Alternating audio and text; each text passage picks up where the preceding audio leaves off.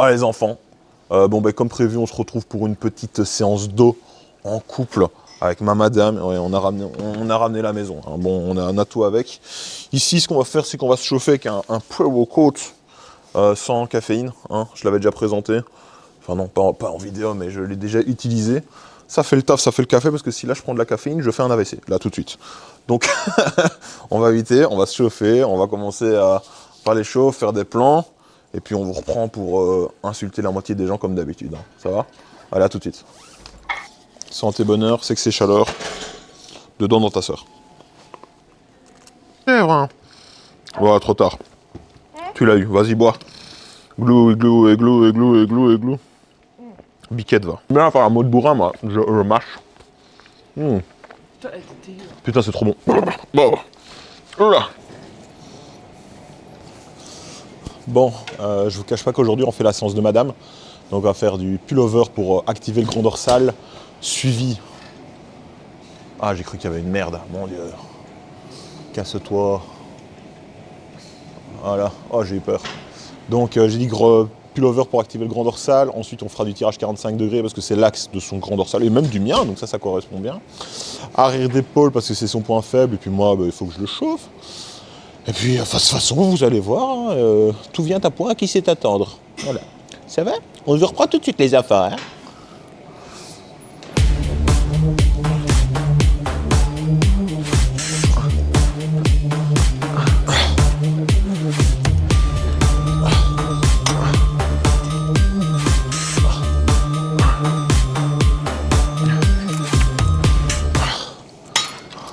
Au niveau du pullover, il n'y a pas de secret, il faut toujours respecter un peu sa morpho. Enfin, un peu, toujours sa morpho. Respecter au niveau de l'étirement de la contraction. Maintenant, ça reste peut-être le seul mouvement dos en étirement. Le reste, c'est de la contraction. Quand tu fais un rowing, c'est de la contraction. Quand tu fais un tirage 45 degrés, oui, il y a de l'étirement, mais c'est un exode contraction. Donc ici, si tu as un bon ressenti en contraction, n'hésite pas à aller dans l'étirement. C'est même le but de mettre de l'exo. Tu ne vas pas mettre lourd, tu vas faire quelque chose qui brûle. C'est du ressenti, c'est du pump. Tu ne feras pas de viande avec le pullover, tu feras de la qualité. Hein?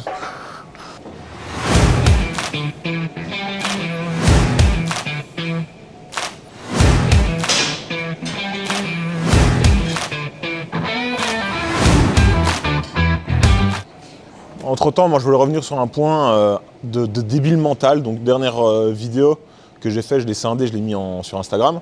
Il y a des débiles sur Instagram qui ont osé me dire que la surcharge progressive c'est un truc de dopé. Alors honnêtement, je sais pas si tu suces des cailloux, mec, fais de la soupe au foin le soir, ou toute autre débilité du genre un cake à la terre, ça te fait plaisir. Mais il y a rien de plus basique pour prendre du muscle que la surcharge progressive. C'est même un truc de naturel avant d'être un truc de dopé. Parce qu'un dopé, la surcharge progressive, il y a des coups, il va le chier dessus. C'est toujours le même principe. Il va devoir augmenter en poids. Mais il va passer des paliers en mode comme ça. Alors que toi, jeune nati perdu dans la vie, tu dois faire de la surcharge progressive en fait. Si tu fais pas ça, bah, tu vas rester skinny toute ta vie et après tu vas rager sur Instagram en mode les autres sont dopés, pas moi. Voilà, bon. Chacun son plan de vie, mais je te le déconseille, mec. Et je te le fais en ralenti comme ça.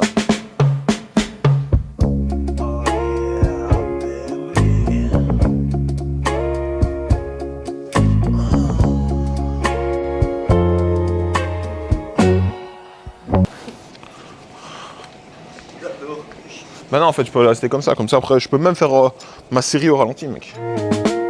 Wise men say only fools rush in, but I can't help falling in love.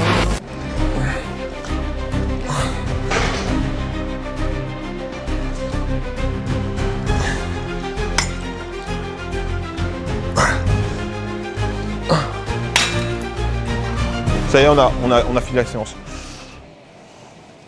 Lol. Bon, là, les gens, je vais vous montrer une petite correction. C'est-à-dire qu'elle a toujours eu du mal, même si elle sentait son grand dorsal, à faire l'exo, et je vais vous expliquer pourquoi. Regardez, quand on regarde, au niveau de son exécution, elle a tendance à vouloir arrondir le haut du dos. Si on arrondit le haut du dos, c'est plié, elle va d'office prendre plus sur le rhomboïde, sur le grand rond, etc., plutôt que de prendre sur le grand dorsal. Donc là, sors ta cage, ça. Voilà, là, elle veut vraiment sortir la cage, et là, hop, là, on arrive beaucoup plus sur l'axe du grand dorsal.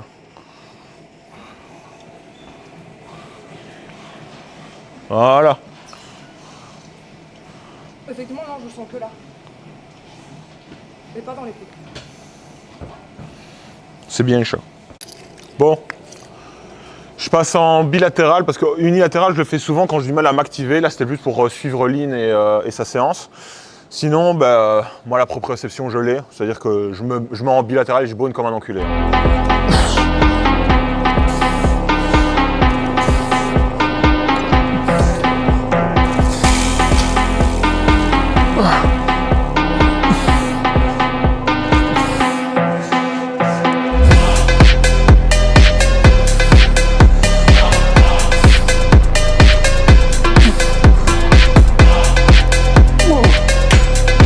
C'est bien. Hier, j'ai fait un refeed à la patate. J'ai mangé 700 grammes de patates que j'ai écrasées. J'ai mis un petit peu de crème de riz dedans. C'était le meilleur dessert de mon existence. Les gars, quand vous êtes en sèche, tout est bon. Ça veut dire tout est bon dans le cochon. Oh my god.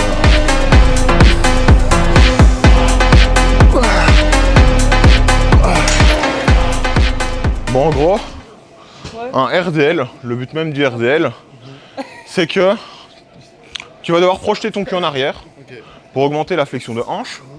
Mais pour augmenter ta flexion de hanche, tu vas plier un peu les genoux.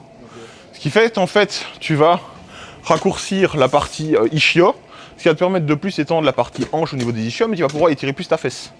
Alors qu'un soulevé de terre jambes tendues, le but c'est de garder un maximum tes genoux tendus pour étirer la partie genou, étirer la partie hanche, mais ça veut dire que tu es totalement dépendant de la longueur et de la souplesse de tes ischios. Donc si ton soulevé de terre jambes tendues c'est ça, eh ben c'est ça en fait. Tu vas pas pouvoir aller plus loin que ton ischio. Si jamais tu commences à faire ça pour après commencer à descendre avec la colonne, c'est plus un soulevé de terre jambes tendues. Ton soulevé de terre jambes tendues, si c'est ça, eh ben c'est ça. À partir du moment où ton ischio est étiré, le taf est fait, tu peux pas aller plus loin. Avec le temps, peut-être que tu vas travailler ta souplesse et que tu pourras peut-être te sucer la tête comme ça. Mais là, le truc c'est que tant que tu peux pas, bah, tu peux pas, tu vois. Ok, ouais, ça va, c'est bon, ça va. Voilà. Bon, en gros, l'explication du grand dorsal, tirage 45 degrés. C'est un exercice qui est assez bâclé, assez raté, parce que les gens n'ont pas conscience de comment s'appuyer. Donc, le bras d'appui opposé, c'est un bras d'appui. Remets ton bras où tu l'avais mis de base, s'il te plaît. Si vous êtes comme ça, et qu'il y a un angle entre là et là, instinctivement, le bras levé fait que vous allez vouloir vous plier vers l'avant. C'est pas un bras d'appui. Un bras d'appui, la main est devant l'épaule. Ça, c'est de l'appui. Ça, c'est pas de l'appui. Donc maintenant, tu t'appuies. Tu te mets en contrainte, quitte à te désaxer un petit peu. Pousse-toi dans le banc. Allez, non, avec ton bras là. Voilà, là, t'es en bras d'appui. T'es bien appuyé au niveau du côté. Alors maintenant, le but, ça va être de tirer. Tire.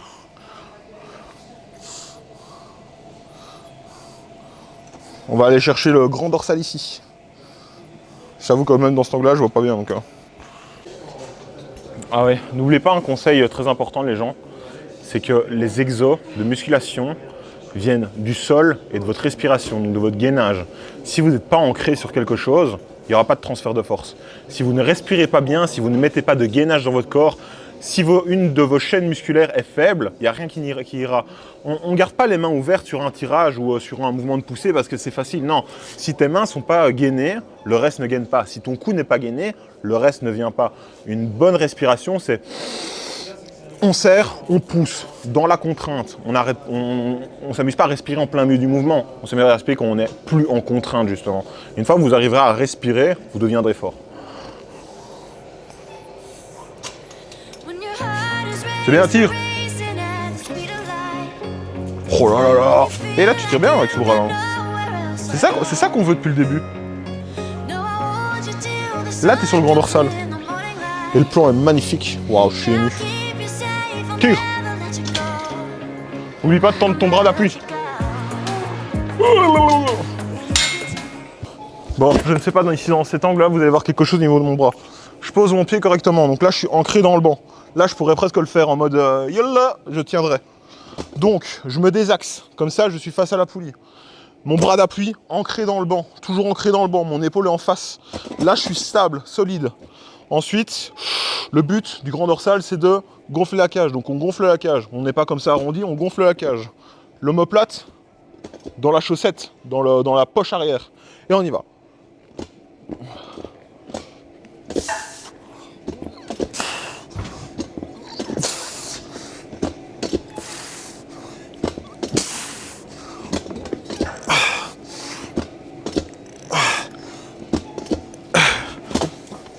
Et je dois avouer que j'étais très mal mis parce que j'arrivais pas à poser mon bras.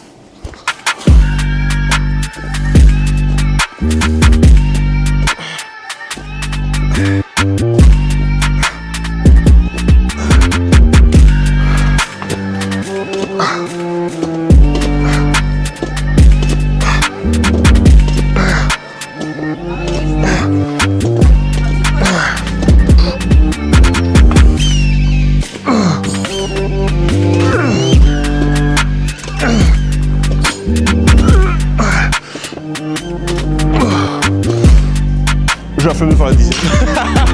J'ai même pas envie.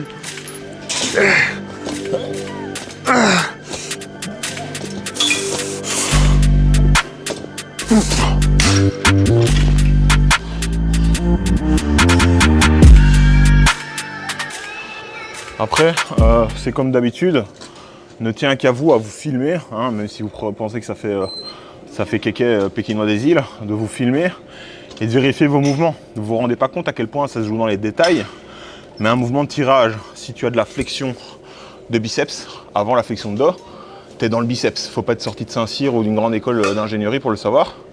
Et c'est comme ça pour tous les muscles. À partir du moment où il y a une compétition musculaire, parce que c'est un polyarticulaire, regarde ce qui se plie le plus sur un mouvement de hanche ou de genou. Si tu penses faire les quads, mais qu'en fait tu as un grand mouvement de hanche, parce que par exemple tu fais un squat avec la barre super basse et que tu te plies en deux, mais t'es pas sur les quads en fait, tu es sur les hanches. Alors oui, tu as une avancée jambe parce que tu es en squat, mais tu n'auras jamais de quad avec ça, frère, c'est comme ça. Vos squats qui puent la merde ne vous donneront pas de quad. Ça va vous donner des fesses à la limite en fonction de votre morphologie. Enfin, je dis à la limite, mais si jamais tu te plies en deux, c'est que tu as des grands fémurs et que tu as un buste à la con. Donc tu prendras des fesses, mais choisis les bons exercices, merde. Il y a un moment, faut arrêter d'être débile aussi. Je sais que je suis un peu tranchant encore comme d'habitude, mais arrêtez d'être con, voilà. Bon les gars, je veux inquiéter personne. Mais semaine dernière, il faisait 19 degrés, j'étais littéralement à Walp dans la rue en train de faire des vlogs. Et maintenant, putain ça se voit pas mais il neige. Bon ça se voit pas. Attendez, je vais essayer de faire un plan. Est-ce qu'on voit quelque chose, bordel de merde? On voit rien putain. Oh shit on me. Bon c'est foiré donc je mettrai du micro ici. Lui, est-ce que tu aurais un conseil sèche à donner aux gens? Suivez votre diète. Voilà, je remets le même conseil qu'il y a 2 minutes parce que ça filmait pas, mais suivez votre diète. Voilà le conseil. Pourquoi il y a trop de gens qui suivent pas leur diète et qui pensent qu'il y a un ingrédient miracle? Il n'y a pas d'ingrédient miracle. Il n'y a que des calories qui rentrent et des calories qui sortent. T'es à Voilà. semaine combien toi de ta compète? 7 workouts. Et tu te sens comment? Je me sens bien. Tu suis ta diète? Je suis ma diète à la lettre. Ton poids augmente aussi? Le poids augmente aussi, exactement. C'est pas grave. Mais c'est pas grave parce que en fait plus le poids est haut et plus on est sec et mieux on se sent. C'est vrai ça. Alors voilà. C'est bien, félicitations mec. Merci, toi aussi. Merci, allez on se voit bientôt. Hein. Allez, et bisous hein, bisous. Bisous, hein. Bisous à tes pères de mec à se voir bientôt, hein. Ma biche. Bon les gars, normalement moi je fais l'arrière d'épaule en tension d'étirement à la poulie, parce que c'est ce qui donne le plus de muscles. J'ai passé le stade où j'ai besoin de la contraction en volume. Ça peut être un exercice supplémentaire, mais moi mon exercice principal c'est l'étirement. Mais pour respecter la séance de lean, on va faire en contraction sur le banc et on va regarder un petit peu comment, pourquoi, comment faire et ce qui ne va pas de manière générale sur vos exos. Ça marche? Donc, le problème principal de votre exercice quand vous le faites, c'est que vous ne détachez pas vos omoplates. Donc le problème, c'est que si vous ne détachez pas vos omoplates, vous allez mettre votre trapèze en contrainte. Si vous mettez vos trapèzes en contrainte, qui sont souvent 3 fois plus forts que vos arrières d'épaule, qui sont inexistants, vous étirez avec le trapèze. Donc il y a 2 solutions en vérité, je m'abuse un petit peu. C'est que soit vous gardez votre trapèze en contrainte, au risque de les sentir plus vite, et vous faites votre mouvement, ce que je n'aime pas du tout. Soit vous mettez en position phoque. Alors vous allez vous dire, oui mais l'arrière d'épaule, ça ne change rien en fait qu'on est en... Mais si justement, c'est juste pour l'intervention musculaire. Donc vous mettez en position sur le banc, vous laissez vos bras pendre, position neutre, de manière générale sur les mains, parce que si vous mettez comme ceci, vous avez tendance à tirer avec le triceps. Donc on reste les bras ballants, on se met en position, on met de la tension dans le buste et on soulève avec l'arrière d'épaule.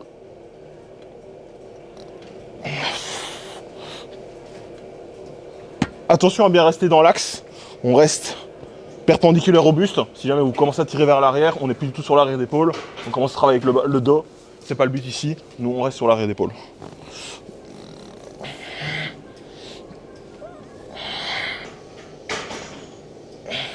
Alors vous allez juste me demander, mais combien de reps on fait, Ludovic? Mais c'est très simple. Si tu n'as pas d'arrière d'épaule et que tu ne sens pas ton arrière d'épaule, tu vas me viser 20-30 reps minimum. Des versions longues, des tensions longues en fait. Le problème, c'est que tu n'as pas de proprioception. Sans proprioception, tu n'as pas de connexion musculaire. Sans connexion musculaire, tu n'as pas de muscle. Donc tu vas d'abord commencer par faire le câblage et ensuite quand tu auras le câblage, tu mettras de la tension. Tu mettras du 360 volts dessus, mais t'inquiète. Bon, petite correction au niveau du mouvement de ligne parce que il y a un truc qui me plaît pas. Les chats, tu veux bien Ouais, bon. Essaye de garder ton coude vers l'extérieur, dans l'alignement. Tu n'es pas obligé de tendre le bras comme une chèvre. Tu peux garder un léger flex et tu soulèves vers le côté.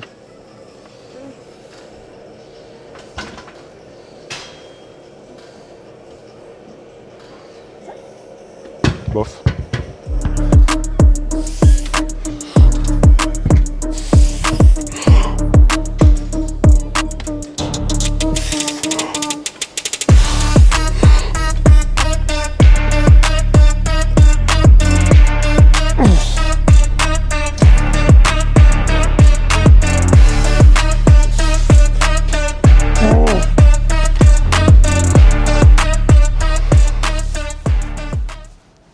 Je me trouve dégueulasse, je te jure. Le mec il essaie.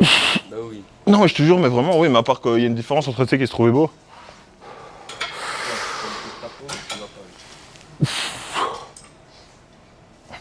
y a vraiment une différence, c'est que là, je me trouve dégueulasse, mec, hein, vraiment, premier degré. Mais gros, enlève ton t-shirt, casse pas les couilles. Mais tu vas pas te faire virer. Allez. Oh, mais mec, t'as fait sortir les veines, là. Oh, ça faisait très hétéro-curieux, ça, par contre. Mais mec, t'es sec de fou du ventre, hein. Attends, je vais faire un... Oh, gros. Mais prends-le de dos, tu vas voir, franchement, il est bien. Je te fais un plan cinématique, mon ref.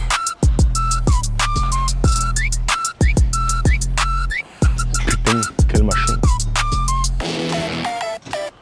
Ah non, ça manque un peu d'étirement là. Oula, tu manques de mobilité de l'omoplate, mon ref.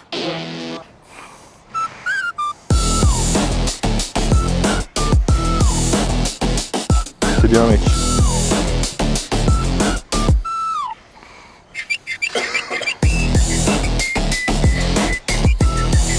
C'est bien, mec. Oui, petit connard. T'as pas de mollet.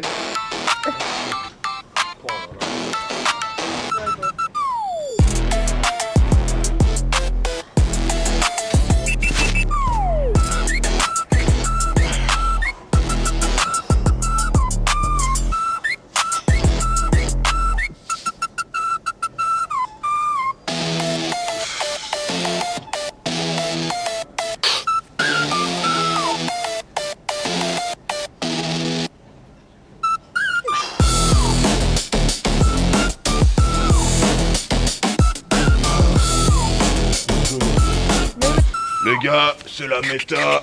Ce qu'on veut faire, c'est 20 K-steps par jour, histoire de rester sec et de le rester. Ça vaut pas la peine, l'important c'est de bouffer des fibres. Depuis que je bouffe des fibres, mon ventre il est plat. C'est comme ça qu'on fait la méta. La fissure anale.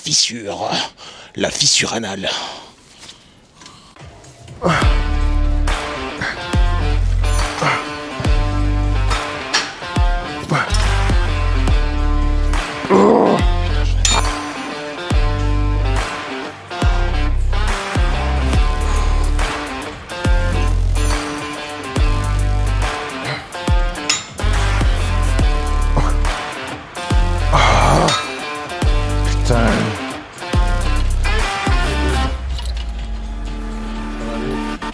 Yoga.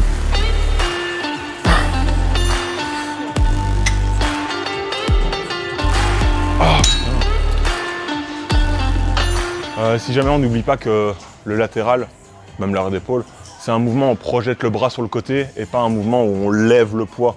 Si tu penses à lever le poids, tu vas shrug. Si tu penses à le mettre sur le côté, tu vas garder l'omoplate dans ta poche et soulever avec le latéral. Bon, je vous cache pas que là, niveau séance, je pétais un peu. J'attends presque que Lynn termine. Enfin, j'attends que Lynn termine. J'ai fait latéral d'épaule et arrière d'épaule à la poulie quand même pour la tension d'étirement. Donc comme je vous rappelle, là je suis à 14 jours de Colmar, je suis vidé.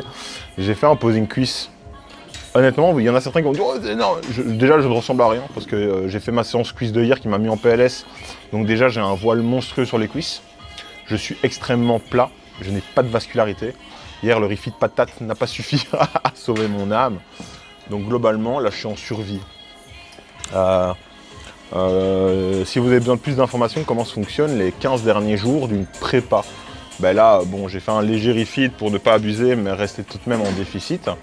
On va rester en déficit pendant une semaine. Comment ça se passe la dernière semaine? La dernière semaine, c'est en cétogène. Donc, en sachant que la compète est samedi, du lundi à jeudi, je vais me mettre en cétogène. Je vais saler mes plats comme un enculé et je vais boire de l'eau comme un enculé. Voilà. Le but, ça va être vraiment de l'eau de la flotte, mais comme un animal, en réduisant les glucides à son minimum extrême.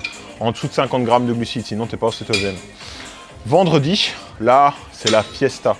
Je vais alterner entre des repas complets avec un petit peu de poulet, riz, petits pois, pour lisser la glycémie et l'absorption, avec des maxi shots de bouffe, type céréales, Kit Kat, en veux-tu, en voilà. Et ça, c'est la recharge pour samedi. Samedi, ça va juste être, en coupant l'eau au matin, bien évidemment, hein. Ça va être la fête. Ça va être la fête, vous allez être monstrueux. Enfin, je vais être monstrueux, j'espère. En tout cas, la flotte va disparaître. La dernière séance jambes, je pense, c'est semaine prochaine, lundi ou mercredi. On arrête les jambes 15 jours à l'avance parce que sinon, il arrive ça. On est flotteux des jambes. Est-ce que j'ai envie d'être flotteux des jambes sur scène? Je pense pas. Parce qu'en plus, j'ai des putains de bonnes cuisses, c'est mon point fort. Mais là, on ne voit rien. C'est terminé. Je suis flux comme Jaja. Ensuite, qu'est-ce que je peux dire de plus? À part que j'espère que j'aurai du fun, on sera bien entouré. Il y aura Jus numéro 2. Il y aura toute la famille. Il y aura Sergio, je te fais un petit dans mon cœur. Je ne lui ai pas parlé ces derniers temps parce que je le trouvais méga agressif, pire que moi. Sergio, tu m'entends? T'étais vraiment désagréable. Mais vu la gueule du mec, honnêtement, Sergio, c'est quelqu'un que je respecte beaucoup juste pour sa mentalité.